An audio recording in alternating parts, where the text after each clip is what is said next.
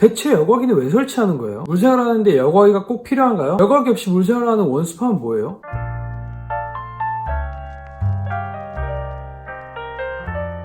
원스파입니다. 여러분, 우리가 물고기를 기르기를 결심하셨다면 꼭 사야 되는 게 있습니다. 먼저 기본적으로 어항과 기를 물고기를 분양받아야겠죠. 또 반드시 구매해야 되는 게 있는데 그게 바로 여과기입니다. 바닥재, 수초, 은신처 등등 안 하시는 분들도 계시니까 선택사항이지만 여과기는 어느 수족관을 가든 어느 커뮤니티 누구한테 물어보던 필수 중에 필수품으로 안내해 주십니다. 먼저 여과기 종류에 대해서 간단히 소개해드리면은 이렇게 무거운 외부 여과기부터 스펀지 여과기, 단지 여과기, 측면 여과기, 저면 여과기, 상면, 배면 여과기 엄청나게 많은 종류들이 있습니다. 그리고 여과기를 가동시키기 위해서는 불어와 같은 산소 발생기가 필요할 수도 있습니다. 또 연결 호스도 필요하죠. 이 여과기가 굉장히 단점이 많아요. 윙하는 전기 소음이 들리는데 물론 그 소음의 크기는 다 다르지만 어쨌든 그 전기 소음은 끊임없이 듣고 살아야 됩니다. 전기세도 많지는 않지만 내셔야 되고 상당히 부피가 크기 때문에 수조의 전경을 좀 많이 방해하기도 합니다. 만약에 수조 전경을 위해서 외부 여과기를 사용한다고 해도 부피와 무게가 엄청나서 평당 몇천만 원 되는 저희 거실을 내줘야 되는 그런 단점들이 있습니다. 이런 여러 가지 단점들이 있지만 저희는 다 그걸 감내하고 여과기를 사용하죠. 근데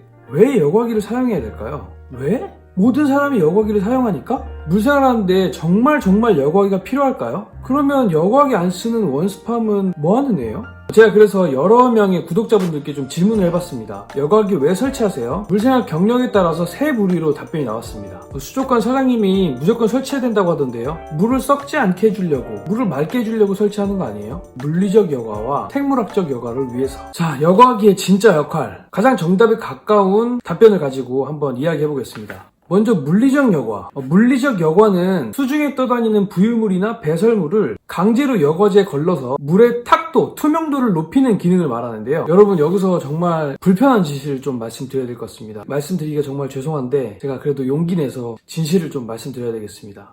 진짜 말해도 되나 모르겠네. 여러분, 사실 물의 투명도는 여과기가 없을 때 더 높습니다. 제 영상 즐겨보시는 구독자 여러분, 제 영상 속의 물의 투명도가 어떤가요?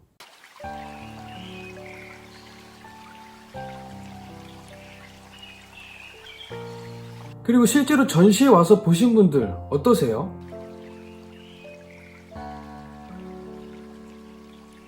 거의 수돗물처럼 맑습니다. 왜 그럴까요? 가장 좋은 물리적 여과는 바로 침전이기 때문입니다. 무여과항에서는 이 수류가 전혀 없기 때문에 거의 모든 물질이 바닥으로 가라앉습니다. 그리고 바닥재 사이사이로 들어가서 박테리아의 먹이가 되어주죠. 여과기를 사용하는 어항들 같은 경우에는 큰 부유물들은 없을지 모르지만 물이 계속 순환하고 돌고 있기 때문에 눈에 보이지 않을 만큼 작은 입자들이 계속 수중을 떠다닙니다. 어떤 경우에는 아주 작은 입자에 공기방울 같은 것들이 막 떠다니면서 물의 투명도를 낮추기도 합니다. 아주 면밀히 어항 속을 관찰하시는 분들은 물속의 작은 입자들을 보실 수 있으십니다. 무여과항은 그게 없어요. 세팅하고 한 달만 지나면 진짜 생수처럼 맑아져요. 물론 거북이나 코리처럼 바닥을 막 다 헤집고 다니는 그런 생물들을 기르는 경우에는 침전된 물질들을 막 헤집어 놓을 때도 있는데 또한 한두 시간 지나면 다시 맑아집니다. 이 도시의 하수 처리 시스템과 폐수 처리 시스템에서 침전조라는 걸 사용하는데 이 침전조가 바로 밀도차를 활용해서 물질들을 가라앉히는 원리를 활용한 예라고 할 수 있습니다.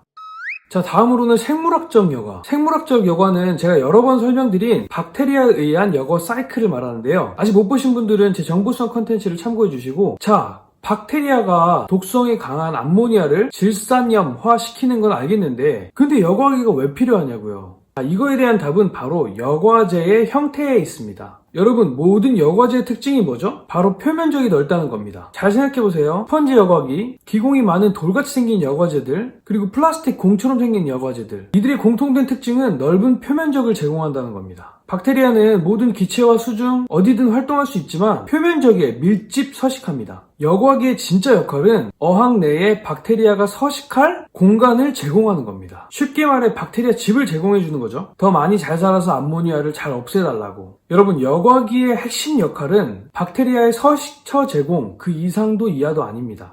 자, 그러면 예를 들어서 제가 여과력을 늘리고 싶어요. 여과력을 높이기 위해서 박테리아가 살 집을 많이 만들어주면, 그러니까 여과기를 많이 설치하면 수조의 여과력이 무조건 증가할까요? 무조건은 아닙니다. 모든 생명체는 생존에 두 가지가 필요하죠. 정착하며 살아갈 보금자리, 그리고 먹을거리. 박테리아도 마찬가지로 집도 필요하지만 먹이도 필요합니다. 아무리 집이 넓어도 먹을 게 없으면 증식을 멈추고 사멸하기 시작하죠. 그러니까 물고기의 배설량과 사료 투여량, 곧 암모니아 투여량을 초과한 여과기 설치는 사실 무의미하다는 겁니다. 그리고 여러분, 박테리아의 종류도 굉장히 중요합니다. 얼마나 다양한 균 종류가 있냐에 따라서 여과 사이클의 형태가 완전히 달라지기도 하고 여과력도 완전히 달라져요. 보통 오래 유지한 어항이 여과력이 안정적이고 좋은 이유는 오랜 기간 수면으로 침투한 다양한 균종이 서식하고 있기 때문이라고 말할 수 있습니다. 제가 어항 세팅 초기에 잡힌 물을 사용하라고 권유하는 이유가 여기에 있습니다. 여러분, 제가 이전 영상에서도 말씀드렸다시피 이 여과라는 주제는 어항 속에서만 일어나고 있는 건 아닙니다. 우리 정수기부터 시작해서 각종 양식장, 대형 아쿠아리움, 도시 하수처리 시스템 여러 곳에서 사용되고 있으며 그 방식 또한 그 용도와 목적에 따라서 이물질을 가라앉히는 침전 방식, 거품을 이용하는 포말 분리기, 고압으로 오래 입자를 통과시키는 LLS 방식, 드럼 스크린 필터 방식, 고정 상여과, 이동 상여과 수십 가지 메커니즘과 시스템이 우리 산업 각처에서 사용되고 있습니다. 요새 이제 좀 환경이 예민해지면서 순환 여과 방식 같은 친환경적인 방식에 대한 연구가 활발합니다. 이 여과라는 주제는 전 지구적으로 일어나고 있는데 제가 잘 기억하는 건지 모르겠지만 겨울왕국2에서 올라프가 이런 얘기를 해요. 이 땅에 존재하는 모든 물이 적어도 7번 이상 어떤 생명체의 몸에 들어갔다가 소화돼서 나왔다는 사실을 알고 있나요? 자, 오늘 내용 정리해드릴게요. 첫째, 여과기 사용은 물의 투명도랑은 큰 관련이 없다. 둘째, 여과기는 박테리아의 즙을 제공하는 것이 그 핵심적인 목적이다. 셋째, 여과기가 많다고 무조건 여과력이 올라가는 건 아니다. 자, 그럼 원스팜은 어떻게 여과기 없이 물생활을 할까? 여과기 없이 거북이를 키운다던데 여과기 없이 물생활하는 방법. 저번 편에 이어서 오늘은 어떻게 하면 여과기 없이 물생활할 수 있는지 그 방법에 대해서 한번 이야기해 보겠습니다. 계속 설명드린 대로 여과기의 역할은 박테리아의 즙을 제공하는 것입니다. 박테리아는 수중에서 활동할 수 있어요. 근데 약 10%에서 20% 정도만 수중에서 활동하고 80에서 90%는 표면적에 밀집 서식합니다. 그럼 여과기 말고 다른 걸로 표면적을 넓혀주면 되잖아요. 박테리아 입장에서는 자기가 붙어있을 표면적만 있으면 되지 그게 여과기든 아니든 상관없는 거죠. 어떤 분들은 물이 흘러서 여과제를 반드시 통과해야지만 물이 정화된다고 생각하시는 분들이 있는데 그건 사실 물과 박테리아를 너무 무시하는 겁니다. 많은 분들이 제 영상 보시면서 제 바닥재에 대해서 굉장히 궁금해하시고 그 역할에 대해서 물어보시는데요. 제가 생각하는 바닥재의 가장 핵심적인 역할은 서식처 제공입니다. 그 방법으로는 충분한 양 그리고 입자 조절인데요. 영상 보셔서 아시겠지만 저는 바닥재를 한 종류만 쓰지 않고 많게는 3-4종까지 배 앞에 쓰거든요. 어떤 바닥재를 어떻게 쓰냐 그 기준은 사실 어항의 규모나 형태에 따라 다르게 편성합니다. 보통 가장 고려하는 것은 수표면의 넓이와 생물의 종류입니다. 그건 나중에 제가 바닥재 편에서 자세히 다루기로 하고 입자를 조절한다는 게 무슨 뜻인지 설명 한번 드려볼게요. 저는 바닥재를 하나의 여과기라고 생각하고 세팅을 하는데요. 먼저 맨 아래에 가장 고운 입자를 깔고 그리고 점차 입자 크기를 늘려가면서 바닥재를 세팅합니다. 맨 위층에는 가장 입자가 큰 바닥재를 세팅해서 각종 유기물이나 찌꺼기들이 그 사이로 들어가게 만드는 거죠. 많이들 그게 싫으셔서 사이폰으로 청소해 주시거나 탱크안을 하시는데요. 저는 오히려 그걸 유도합니다. 보통 맨 위에 까는 흑사의 경우에는 5에서 6mm 정도를 선호하는데 30큐브에 5cm 정도 깔았을 때 스펀지 여과기 두 쌍과 맞먹는 표면적을 제공합니다. 마침 그 사이로 암모니아 찌꺼기들이 떨어져주니 박테리아들이 살기에는 최적의 조건이죠. 입자가 매우 고와서 틈이 작은 곳에 사는 박테리아 군종이 다르고요. 입자가 커서 그 틈이 넓은 곳에 사는 박테리아 군종이 다릅니다. 산소와 빛의 도달 여부의 차이가 생기기 때문인데 지난 정보성 컨텐츠에서 말씀드린 대로 박테리아는 산소를 좋아하고 싫어하는 정도에 따라서 종류를 나눌 수 있습니다. 그리고 이 다른 종류의 박테리아들은 여과 사이클의 서로 다른 부분들을 담당하게 되죠. 이 이유 때문에 저는 다양한 입자의 바닥재를 같이 쓰고 그리고 고의적으로 바닥재에 경사를 주기도 합니다. 여과기 없이 여과력을 늘리는 첫 번째 방법, 충분한 양의 바닥재와 높이에 따른 입자 크기의 조절입니다. 두 번째로는 기공이 많은 수석의 사용인데요. 아시다시피 저는 화산석을 굉장히 좋아하고 대부분의 어항에 화산석을 배치합니다. 화산석은 30cm짜리도 있고 0.5cm짜리도 있어요. 인터넷에 검색하시면 쉽게 구매하실 수 있고 저는 이 화산석을 바닥재 위에 세팅하기도 하고 바닥재 중간에 그냥 묻기도 합니다. 이 화산석 속 수많은 기공들이 넓은 표면적을 제공하고 또 어떤 부분은 빛이 아예 안 되는 부분도 있어서 다양한 균종이 살기에 적합합니다. 화산석뿐만 아니라 저는 다양한 수석을 사용하는데 이런 수석의 사용은 와일스타드 메소드와 다르게 제가 고집하는 부분인데요. 다른 것보다 저는 물고기를 위해서 이 수석을 설치해줍니다. 물고기들이 이 은신처를 되게 좋아해요. 사람의 시선으로부터 직사광선으로부터 때로는 다른 어종으로부터 피할 수 있는 은신처가 되어주기 때문에 어종의 스트레스 관리에 저는 필수적이라고 생각합니다.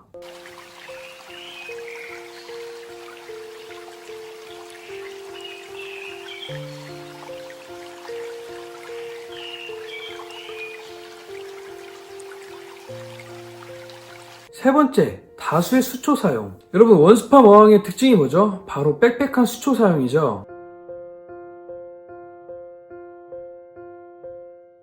이렇게 또 수초로 표면적 제공에 한몫을 합니다. 근데 여러분 그거 아세요? 수초에 줄기나 혹은 뿌리 부분에만 서식하는 균종들이 있어요. 이게 또 물 정화에 굉장히 재밌는 부분을 담당하고 있기 때문에 수초에 대한 정보를 다룰 때 제가 자세히 다루겠습니다. 자, 그리고 마지막입니다. 박테리아의 증식을 상상하는 시간과의 싸움.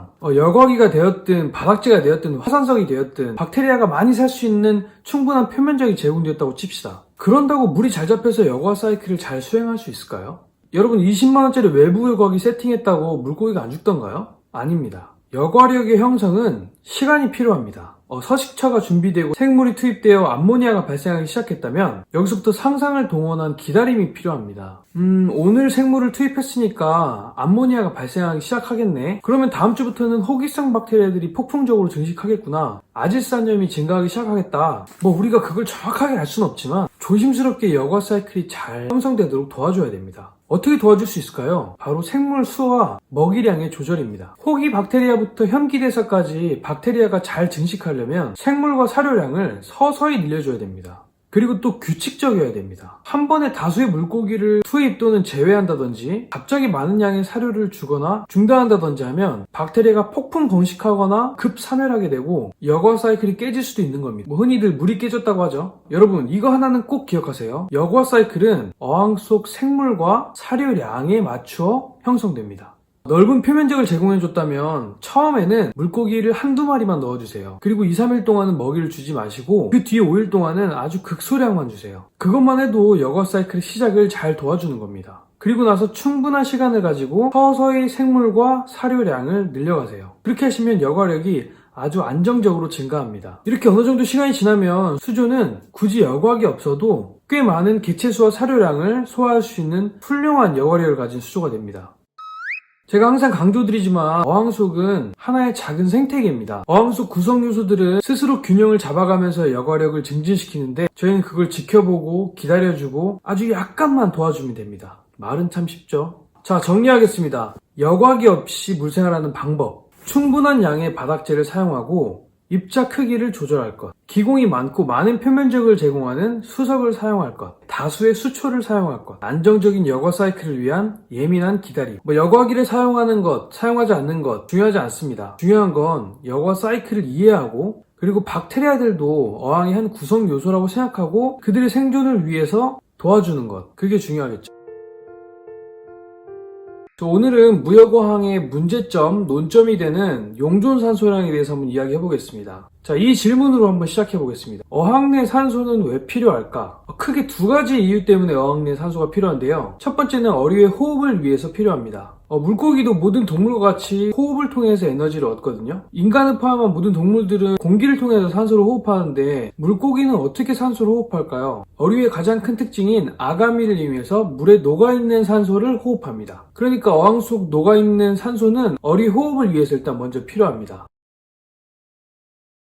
두 번째로는 박테리아의 호기대사와 증식을 위해서 필요합니다. 여러분 계속 질소여과 사이클에 대해서 저희가 이야기하고 있는데 한번 여쭤볼게요. 질산화 과정이 중요할까요? 탈질화 과정이 중요할까요? 중요성을 따지자면 탈질화보다 질산화가 훨씬 중요합니다. 암모니아가 질산염보다 어류에게 훨씬 해롭기 때문이죠. 그래서 이 모든 여과 사이클에서 가장 중요한 요소는 호기성 박테리아입니다. 그 호기성 박테리아가 활동하고 증식하는 데 필요로 하는 것이 바로 산소입니다. 니트로소모나스, 니트로박터로 대표되는 이 호기성 박테리아들은 물고기와 똑같이 산소를 소비합니다. 어항 내에 녹아있는 산소가 부족하면 호기성 박테리아들은 제대로 활동하지 못하고 물이 깨지는 원인으로 작용합니다. 자, 이제 어항에 충분한 산소가 없으면 안 되는 이유를 알았죠? 자, 그럼 다음으로는 산소가 어떻게 물에 녹아드는지 한번 알아보겠습니다. 산소가 수중에 얼마나 녹아드냐를 결정하는 것은 크게 두 가지입니다. 첫 번째는 수표면, 그리고 두 번째는 온도입니다. 먼저 수표면부터 얘기해 볼게요. 산소가 물에 녹아드는 방법은 오직 수표면을 통해서입니다. 가끔 저희가 이런 얘기 듣죠. 할머니들께서 넓은 항아리 뚜껑 혹은 넓은 수반 같은 곳에 구피들을 길렀는데 구피들이 정말 건강하게 막 번식도 많이 하고 잘 키웠다, 이런 얘기 많이 들어보셨잖아요. 사실 수반 어항은 구피하기 굉장히 좋은 어항인데요. 물량 대비 수표면이 넓기 때문에 그렇습니다. 저희가 산소 발생기를 사용하는 것도 결국에 공기방울들을 통해서 표면을 출렁이게 하고 결국에 그 면적을 넓히기 위한 수단입니다. 여과기를 사용하는 항이 사용하지 않는 항보다 산소 유입이 더 많을 수 있는 이유는 여과기를 사용하면 어떤 형태든지 수표면이 출렁이기 때문에 물속에 더 많은 산소량이 녹아들 가능성이 높은 겁니다. 자, 두 번째로는 온도입니다. 여러분, 저희가 어항에다가 기포기를 막 엄청 세게 해주고 24시간 돌려주면 그 물속에 있는 산소 포화량이 무제한으로 늘어날까요? 아닙니다. 물속 산소는 그 수온에 따라서 포용할 수 있는 양이 다릅니다. 온도가 낮으면 낮을수록 더 많은 산소를 녹여낼 수 있습니다. 자, 한번 표로 보실게요. 지금 보시는 표는 온도에 따른 포화 산소량입니다. 무더운 여름철에 우리 어항의 물 관리가 좀 더 어려운 이유도 그 때문인데요. 여름철에 대해서 물 온도가 올라가면은 아무리 산소 발생기를 많이 틀어주고 여과기를 많이 틀어줘도 물에서 수용할 수 있는 산소량이 정해져 있기 때문에 산소를 호흡하는 어류의 개체수가 많은 경우, 또 배설량이 많아서 박테리아의 호기대사가 많이 요구되는 경우, 그럴 때 부족한 산소량으로 그걸 다 해소하려다 보니까 박테리아의 암모니아 질산화 능력이 떨어질 가능성이 높아지는 겁니다. 자, 그렇다면 여과기가 없는 어항, 산소량 괜찮을까요? 적당한 물고기 마리수를 유지하는 어항에서는 수질을 유지하고 물고기가 잘 살 수 있는 용존산소량이 최소 4ppm에서 평균 6ppm이면 충분합니다. 산소 발생기나 여과기를 따로 사용하지 않고 그냥 맞닿은 수표면을 통한 산소 유입은 수온과 표면적에 따라 다른데 수온 20도 기준 정육면체 큐브형 어항에서 9ppm 정도 유입됩니다. 온도가 높아질수록 산소 유입량은 줄어드는데 30도에서 7.5ppm 정도 유입됩니다. 지금 말씀드리는 것은 물속에 녹을 수 있는 최대 산소량인 포화산소량으로 실제 용존산소량은 포화산소량의 약 70% 정도 된다고 봤을 때, 그러니까 20도에서 6.3ppm 정도, 30도에서는 5.3ppm 정도가 됩니다. 그러니까 우리가 사용하는 일반적인 어항의 규격의 경우에 굳이 산소 발생기나 여과기 필요 없이 적정 마리수에 대해서 필요한 충분한 산소량이 공급된다는 겁니다. 여기서 바로 무여과기의 한계점인 개체수의 논점이 나오게 됩니다. 어항에 물고기 얼마나 넣을 수 있어요? 이 개체수에 대한 답은 어항의 산소 공급량에 정비례해서 투여 가능하다고 볼 수 있습니다. 잘 생각해보세요. 개체수가 많다는 이야기는 산소를 호흡하고 소비하는 대상이 많다는 이야기고, 또 배설량이 많아지기 때문에 호기박테리아의 왕성한 활동이 요구된다는 소리입니다. 저는 개인적으로 과미를 좋아하지 않기 때문에 보통 그렇게 세팅하지 않지만, 만약 산소 공급에만 문제가 없다면 무역어항에서도 일정수 과밀 사육이 가능할 수 있습니다. 물론 좀 더 들어가서 질산염 축적량을 소비할 수 있는 어항의 여과력에 대해서도 이야기할 수 있지만, 일단 개체수랑 가장 큰 연관을 맺고 있는 것은 용존산소량이라고 할 수 있습니다. 와이스타드의 경우에도 무여과를 하지만 세팅 초기에는 에어레이션 하는 것도 추천하고 있고, 또 무활수 하시는 분들도 에어레이션 하시는 분들은 많이 계십니다. 자, 그럼 어떻게 무여과항에서 용존산소량을 해결할 수 있을까? 그 방법에 대해서 한번 이야기해 보겠습니다. 크게 두 가지 방법이 있을 수 있는데, 쉬운 방법으로는 규격에 비해 좀 낮은 어항을 사용하는 겁니다. 아까 제가 수반 얘기하면서 낮은 어항에 대한 용존산소량에 대해서 말씀을 드렸죠. 물 양에 비해서 표면적이 넓기 때문에 확실히 초반에 좀 안정적입니다. 그래서 저도 호기박테리아가 완전히 자리 잡는 그 시간까지는 물을 완전히 채우지 않고 고의적으로 반만 채우고 물을 잡는 경우도 있습니다. 자, 두 번째는 수초입니다. 무여과항의 부족한 산소량은 수초의 광합성으로 해결할 수 있습니다. 성장이 빠른 수초를 다수 식재하고 충분한 광량을 제공한다면 수초들은 생각보다 많은 양의 산소를 물에 녹여냅니다.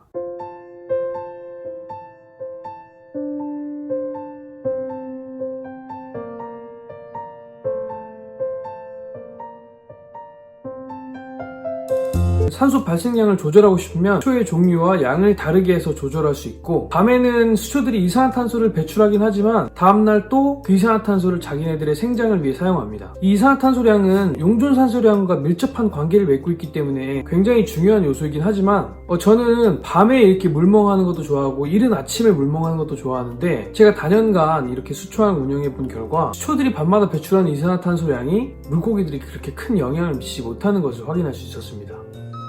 그리고 여러분들, 박테리아에 의한 혐기대사의 중요한 조건 중에 하나가 저산소 공간입니다. 무한수 무여과항은 또 산소가 너무 많아서도 안 됩니다. 박테리아에 의한 혐기대사의 조건 중 하나가 저산소이기 때문인데요. 그래서 무한수항을 운영하는 거의 가장 키포인트는 용존산소량의 균형입니다. 그리고 이게 시기별로 약간의 변화가 필요한데, 예를 들어 세팅 초기에는 호기대사를 좀 더 도와줘야 되기 때문에 충분한 산소를 제공하고, 질산 애과 사이클이 안정된 뒤에는 혐기대사를 도와야 되기 때문에 산소 공급을 조절해줘야 됩니다. 저는 그걸 수표면과 수초로 조절하곤 하는데, 여러분 굉장히 복잡해 보이시죠? 근데 사실 제가 지금까지 영상으로 보여드린 정도의 세팅, 그 정도의 비율이면 보통 여과기와 산소 발생기가 없을 때 딱 그 균형이 맞습니다. 바닥재와 수초 세팅, 그리고 여과기나 산소 발생기 미설치 조건이면 적정 마리수에 대해 호기, 그리고 혐기 대사를 모두 이루기에 적합하다고 저는 생각합니다. 물론 광량도 중요합니다. 그 광량에 대해서는 제가 조명편 다루면서 더 자세히 이야기하도록 하겠고요. 많은 분들이 무여과항 하면서 놀랍니다. 이게 어떻게 되지? 무여과 무한수항의 비밀은 바로 용존산소량의 균형에 있습니다. 네, 여러분들 오늘도 여기까지 시청해주셔서 진심으로 감사합니다.